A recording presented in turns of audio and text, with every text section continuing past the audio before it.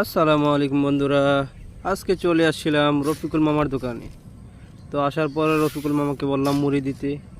তারপর উনি কিছু মুড়ি দিয়ে দিলেন, সাথে বুট, তারপরে পেঁয়াজ কুচি, মরিচ কুচি, তারপরে মুড়ি মাখানোর জন্য যেই সকল মশলাগুলো দরকার 3 ধরনের মশলা এই জায়গায় দিয়েছিলেন।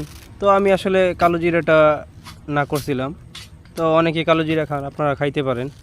তো এই জায়গায় আদা রসুন মিশ্রিত, তারপর পেঁয়াজ মিশ্রিত গরম মশলা দিয়ে একটা মশলা তৈরি করা হয়েছে। তো উনি সেই মশলাটাতে আমাকে দিয়ে দিলেন। তারপরে একটি লাঠির মাধ্যমে ঝাঁকুনি দিয়ে মুড়িগুলোকে সুন্দর মতো মিক্স করে দিলেন।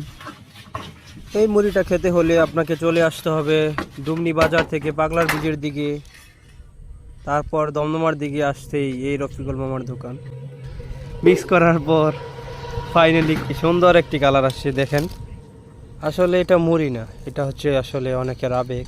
যেখানেই দেখে অনেকেরই এটার প্রতি লোভ চলে আসে, যার কারণে এটা খাওয়া। মাশাআল্লাহ।